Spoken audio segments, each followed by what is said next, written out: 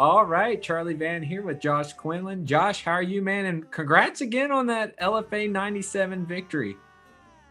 Thank you, Charlie.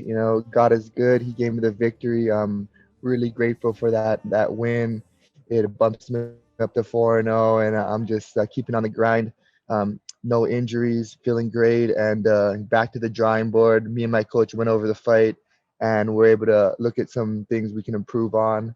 And I'm really grateful for my coach that he'll take the time to assess it and work, see the holes that I have to work on, and I'm happy. I'm motivated, more motivated than ever, and already in a fight camp with my teammate Marco Lopez. He fights in FFC February 27th in Utah. So we're training hard for that. He's UFC caliber, so it's just a matter of time before he gets in there, I get in there, and just make our mark. So, how quickly did you jump into that fight camp with him after your just previous fight? I fought on Friday, flew back in on Saturday, did a little jujitsu on Sunday, but me and him are back at it. We train together in Muay Thai at one fight team. We train together in jujitsu, and we just started doing a little Saturday MMA sessions just to get comfortable with the MMA gloves and putting everything together. So with no injuries. My nose was a little bumped up, but nothing. My joints feel good. My muscles feel good. So I was able to hop right back into training the very next week. So, not a lot of break time. How long do you usually like to take a break in between fights? As long as that is necessary, as long as it's needed. But if I'm feeling good, I like to get right back in it. I don't like taking too much time off because I just enjoy training. I enjoy the process. I enjoy getting better. And it also just keeps me consistent and focused. Now, I noticed in the beginning of the fight, during the introductions, you have a nickname change. You used to be the Renegade, now you're JQ. When did you make that switch that you decided you want to go with JQ? Yeah, JQ, one of my mentors, Edward Lehman, he encouraged me just to have maybe a little more clean cut nickname. It's Josh JQ Quinlan, just short and simple. I don't put too much thought into it. Even the Renegade was just I heard a nice song. I heard a The song that Renegade, clicked with that me. that Yeah, classic. yeah, that one kind of on his grind. Yeah. Um, and that's what that one sparked, and I just wanted one that was just a little less syllables, a Mhm. little straight to the point, and maybe I'll change it in a few fights too. That's nothing. It's not. I don't put too much emphasis on that, but it's good for now. Hey, I like JQ and it works for Daniel Cormier DC. So, like you said, it's Yeah. right Oh, to the there we point, go. which is pretty much your fight style. I mean, you get right after it. Most of all your wins have been pretty quick. Now, this one went a little further into the third round, but just talk about that. How it went a little longer. Joe Burchek's durability, he showed a lot of heart, and then just going into that final third round where you just were pouring it on in the ground and pound. Hey, yes, sir. I've reflected on the fight. I've thought about it, thought about my performance, and people give me different feedback, and it sometimes it changes my perspective. But what importance, what I put value on is my coach's outlook, and he has a very good knowledge base, very good background, and he sees things that other people don't see. Some people just see the heart in the fight. Some people see the big brawls, the hard shots. But my coach was able to, has a good eye for things I have to get better on, and he was a professional and fighter himself. His career was only stopped because of an injury, Mm. and he's kept that discipline. He's kept that discipline in the diet, in his training regimen, and even applied it to his other pursuits like public speaking and philosophy, philosophy development. He's studying stoicism right now, and a few other things like personal development, and it really encourages me and motivates me to tap into that aspect of life, and not just martial arts. Martial arts does teach you how to, humble you, humble the ego, and helps you see progress in your physical as well as your mental. But to be able to invest time in studying different philosophies and studying different perspectives in life, that really gives you a kind of a holistic view. And I appreciate that. He always, whenever we get a chance to hit up a coffee shop, he always feeds me with a little interview that is a good interview, and or a book that he's studying right now. And it really keeps me grounded and always working on myself. And as for the fight, um, it was uh, it was a hard fought fight. I did my best, honestly. Mm, I didn't know what to expect. I didn't expect him to come out so aggressive mm, and so pressing forward. I knew his style was a little sporadic. I tried to emphasize my footwork between my first LFA fight and this LFA fight. I tried to improve on my distance and my combinations, but with somebody pressing forward that much, I had to really focus on footwork and counters. And it was a great learning experience. I'm really grateful. Praise the Lord, I got the win. And um,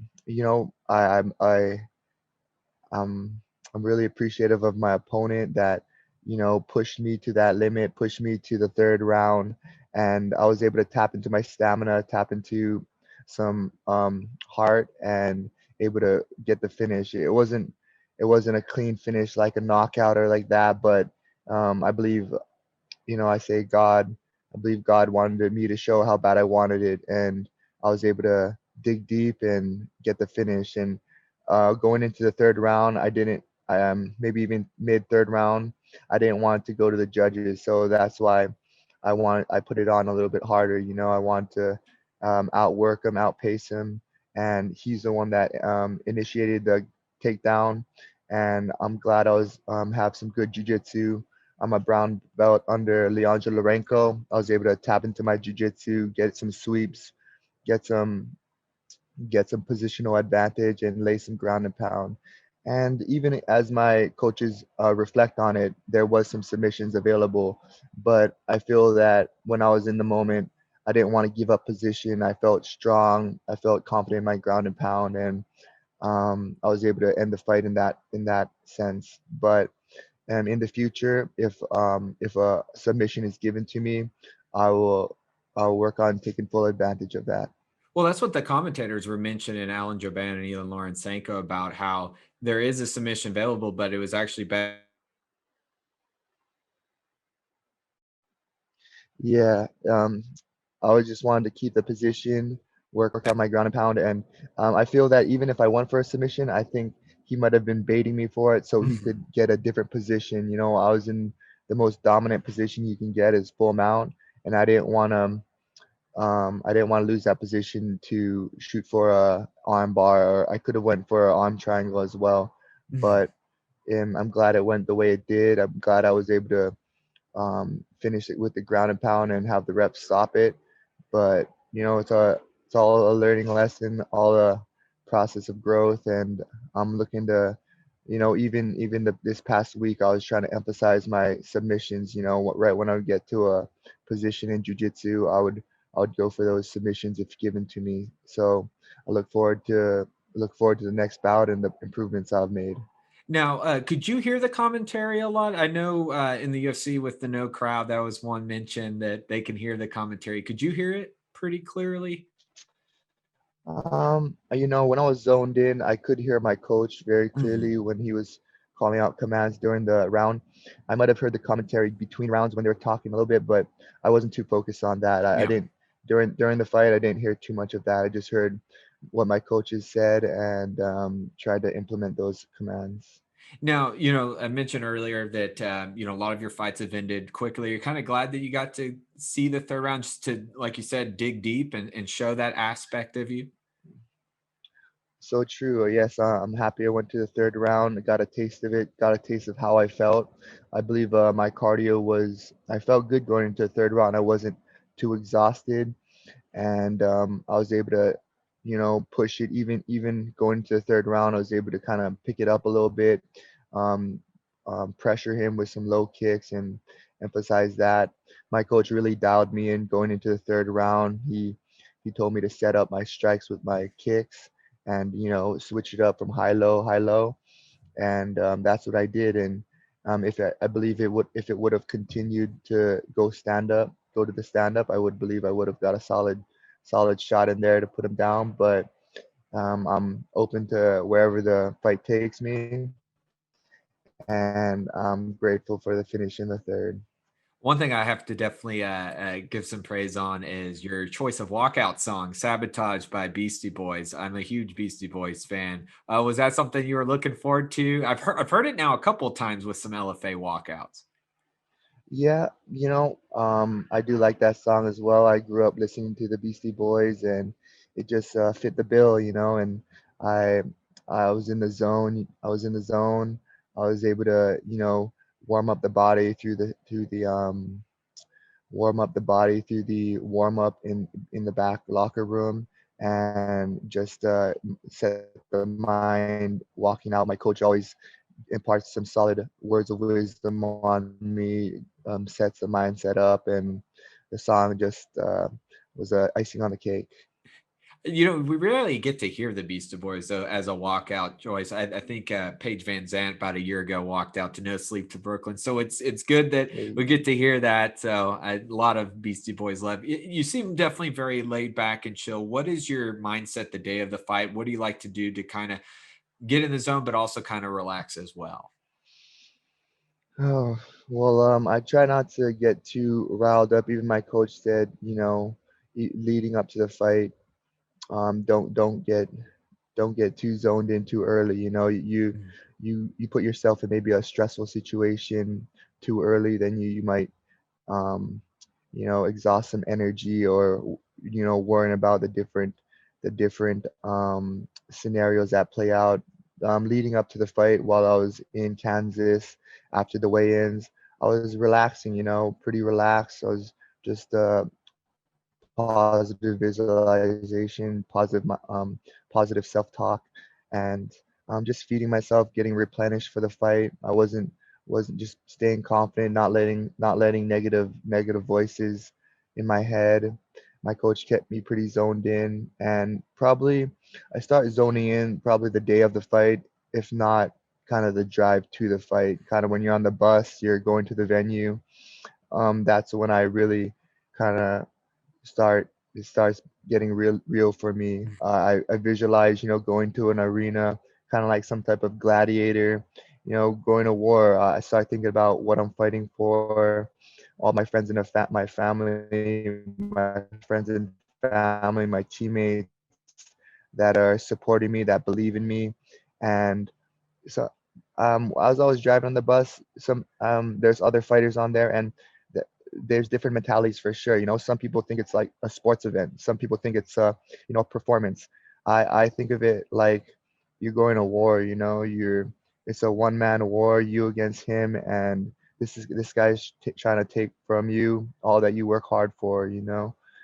All that you work hard for, and I take it very seriously.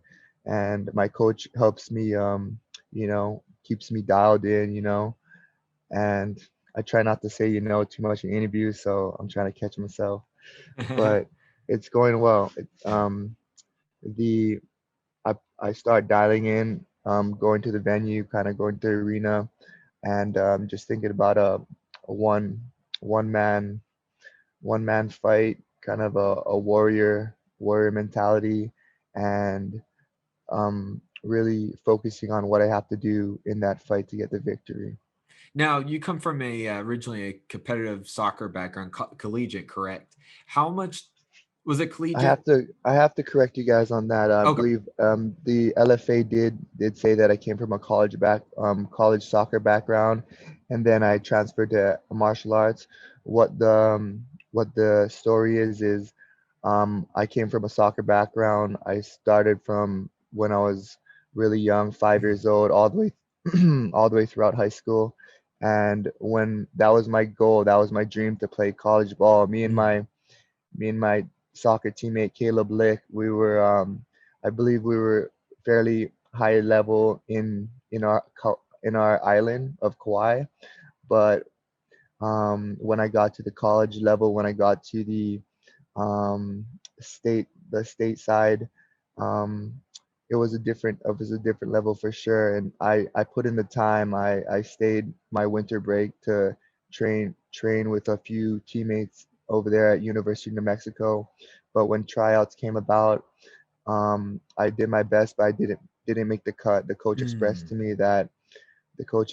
me that, you know, if that was my goal, I might want to go to a D3 or D2 or D3 level because I was in a D1 school at University of New Mexico.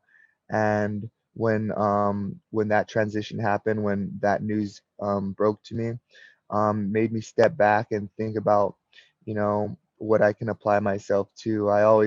Had a competitive I always had a competitive background, but I never played an individual sport. I was always on team sports, um, whether it be soccer, volleyball, or cross country was a little of an individual sport. Even tennis, I played singles. So, and those type of sports, I kind of excelled in, whether it be pushing my body in cross country or just a one-on-one tennis match in the high school. So when I got the opportunity to do martial arts, I was always had an interest in that. And then my coach encouraged me to do start some tournaments, some jujitsu tournaments, and that's when I found out that, you know, I thrive in individual sports, even though the team gets you ready for the competition. But when you're in there, you have to depend on yourself and your skills and your mindset. So I'm happy that I was able to have a strong mindset in all those backgrounds, and that's when I started to pursue individual competitions in the martial arts. Now, just once again going back to that soccer, because we've seen Kenny Florian had a background in soccer as well. I believe Jose Aldo did too. What are some Yeah. fundamentals from that, and what position did you play that helped transition into, especially with your striking in MMA? Yes, sir. Yes, sir. I was just having a previous interview that talked about my soccer background, and it does take some quick footwork. It does teach you, it builds some stamina through the large soccer field, but also teaches you to use your explosiveness. You know, Mm. you're not going to be sprinting around the whole field the whole time on soccer. You jog, but when the ball's near you or you're on one with somebody, then you use your explosiveness and your quick feet. So I believe it works some explosiveness going for the ball and some quick footwork, being keeping your base under you, as well as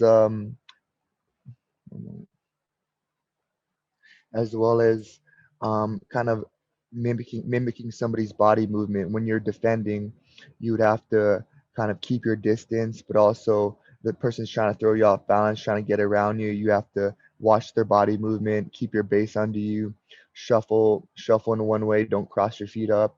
And that taught me, you know, that crossed over to martial arts, as well as, you know, ripping some kicks in the I was goal. gonna say, so those, I'm sure it helps with leg kicks a lot. Yeah, I enjoyed, sometimes I would take the penalty kicks and stuff, and it was always, I would try to line drive it in there. It help with some visualization, Mhm. kind of where you want to put the ball and just rip the ball to the net. And that helped with some leg strength. But yeah, those are the keys: footwork, explosiveness, and leg strength, as well as building up some stamina, kind of jogging around the soccer field. Are you a pretty visual person? Do you like whether it's fighting or do you like to visualize the scenario? I love visualization. I believe your mind's your most powerful tool, and I try to visualize all my goals. I try to even visualize my day. If I have a task during work, in work I do testing on machines. I visualize the steps that I have for that, and I always try to set some time aside to visualize what I have to do. Even during the weekends, I try to set some intentions for the week. I believe that's the most important thing to kind of reflect on and direct yourself. so that you be able to accomplish what you set out to do. If you just take every day as it comes, you just go with the flow, and you're at the whim of every situation that arises. But if you know what you want to accomplish during that day, you just take every situation as a challenge, as an opportunity to, whether it be stay in a positive mindset through a challenging situation, or make sure you're hydrated for the afternoon training. It keeps you directed. So I believe visualization's a big part of a lot of aspects of life. Now, you had mentioned that you're helping a teammate out in training camp. How soon would you like to return to the cage? And what's your thoughts overall about the LFA welterweight division? I know the end of last year, a new champion was crowned. Of course, we saw two champions last year crowned. So, what's your thoughts about that? You're now 4-0, all impressive finishes. Do you think you're right there, or a couple more fights before you may get that nod? Yeah, and man, when I started LFA, it was under on my Iridium Sports Agency. They provided me the opportunity, and sorry, they provided me the opportunity to fight on that platform, fight on that stage, and it's a really it's a really well run promotion. They treat their fighters well. Everything's on time, and I um I enjoy the competition there. They set me up with some good opponents that challenge me, and I'm looking to climb the ranks. If it's not there, it can be in a different promotion. But I do I do I do enjoy LFA, and the level of competition it has. It really allows you to build up yourself, build up your skill for that next level. And as for my next fight, I'm looking to compete either in March or April, and feeling good about it, training hard, and looking for what the future holds. Now, would that be with LFA, or you're unsure of the promotion at the moment? I believe it's with LFA. I Mhm. just talked to my sports management group, Jason House, and he said that LFA does have a few promotions coming up, and I feel comfortable fighting for LFA. I like the competition. I know the competition's only going to get harder, and I'm up for the challenge. I'm up for seeing what the next level holds, and hopefully I'll get that opportunity for that next step. But until then, working for that LFA gold. If it's not the next one. Well, and what's also awesome with LFA now, they're part of UFC Fight Pass, which is great, exposure being under that UFC banner, and just also the gateway that it can take fighters on to the UFC, or even Bellator as well. Well, Josh, I want to thank you so Mhm. much for taking your time here with me. Best of luck in your upcoming fight, whenever that may be. And also, where can Oh people man. find you and follow you? I'm on social media. I'm on Instagram is the main one that I put out some content. It's Kawhi Quinlan, Kawhi Kawhi like the island, Quinlan like my last name. And I do have a Facebook that I check once in a while, but don't post too much things on there. But yeah, just trying to put out a positive message and follow my passions. And I believe I encourage everybody to find their passion and follow it, and enjoy life, enjoy the process as well. Well, thank you very much again, Josh, and we'll hope to hear from you soon. Thank you, Charlie. God bless you, and praise the Lord. Have a good one. You too.